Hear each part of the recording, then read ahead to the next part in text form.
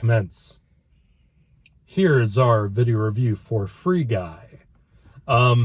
This movie put me in a really fucking good mood. Any movie that puts me in a good mood, I'm immediately gonna give praise for, because this movie is fun as fuck. Like, I had a blast watching this movie. I haven't laughed. I'm not sure if I've laughed at a movie this much in a bit. I mean, Suicide Squad had me laughing like a lot. Yeah, that's what I was just comparing it to in my mind for laughs. Yeah. This movie it's the ideal summer movie, I think, for this season, because it's family friendly enough, even though there are some pretty adult things going on here. But I think it will go over a lot of kids' heads. It's fun. It's light 90s and fun. Nickelodeon. It's light and fun enough to where I don't think kids will have a problem with it, or parents.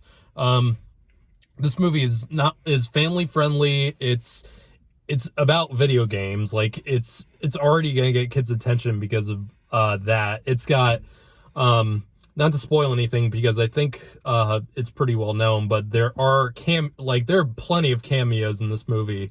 And I'm not going to spoil much of them, but there are a lot of like real life streamer cameos, which are interesting. Yeah, there's some that we've even seen in the trailers. Jacksepticeye's in it, Laserbeam, Ninja, even though I don't know how I feel about Ninja. Yeah. I've heard he's a douchebag, kind of. Pokemon's in it.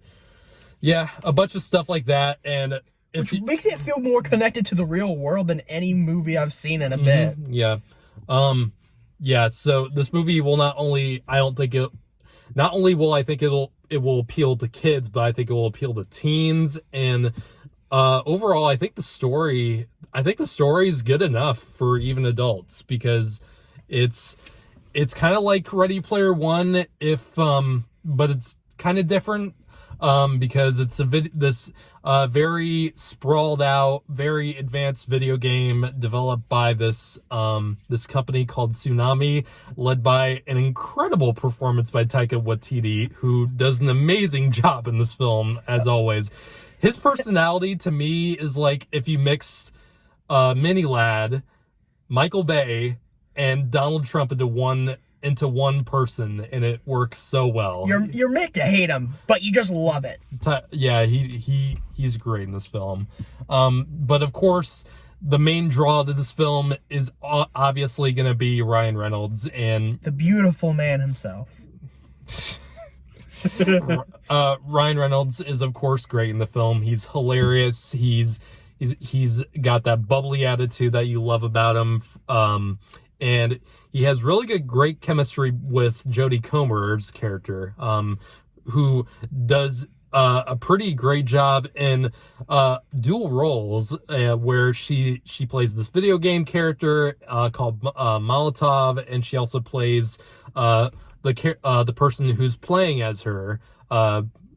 Really? She does a great job. I honestly thought those were two different people. Because they act so different, but they act so similar, if that makes any sense. Those two have a really great back and forth with one another, so that's fun. And this movie is really fun playing with the whole video game setup and its plot, and it's a lot of really fun stuff. And to kind of compare this to Ready Player One more time, I think the main issue people had with Spielberg's movie was that it felt like Spielberg was aware of video games, but didn't really understand how they worked. This movie, I think, does a better job with that, in that the people who developed the story and developed the rules, I think they really understand what people love about video games. They understand the general rules of how they work. And the communities. Yeah, this talking about trolls, and even seeing the mannerisms of the players that are in the background in their movements are just like people who are in a multiplayer game like Grand Theft Auto Online. Yeah, and it makes sense for the most part, and it's they do so much fun stuff, especially in the last third of the film, and it's just there's this one moment that my audience went nuts for. I won't dare spoil it, and you might know what I'm referring to if you kept up with the marketing of the film, but goddamn, that had me rolling. I had no idea. That was great. But no, I just this is one of the most feel-good movies of this summer. Definitely one of the most fun and entertaining. We've had in the past 2 weeks 2 great movies coming out. Suicide Squad and this. They're fun. They have great character. They have great fun characters. That film was, of course, much more adult and much more gratuitous, and it's not going to be as kid friendly. Yeah. And this film is a great alternative to that, where if you have your family with you and you have the choice between Suicide Squad and Free Guy, you'll most likely go to Free Guy just because it's not quite as violent and quite as heavy. And you don't want a scar belly for life. Yeah. Fuck you. But yeah, I don't have too much else to say about this one. I can't find anything negative to say. I'm not sure how I feel about the ending, because it did kind of feel a little cheap.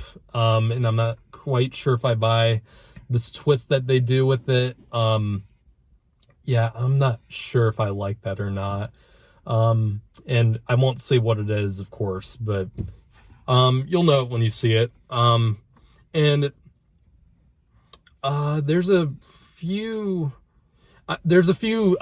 moments in the film that I think are a little forced, especially with the supporting characters in the film, and I think that ties in a little bit to the twist of the film. But other than that, this film is just a great fun time. It's if you're a big fan of video games, especially, there needs to be a mod of this Free City place, and Grand Theft Auto 5 or 6, doesn't matter which, as long as Rockstar does it, they need to do this mod, or someone does, of Free City and Grand Theft Auto. I think that would be really fun and really creative. That would be really, really cool. Yeah, it'd be interesting to see. Yeah. So I'm gonna give the film an 8.5 out of 10. I really enjoyed this film a lot. I'm gonna give it a 9.5. All right, deactivate.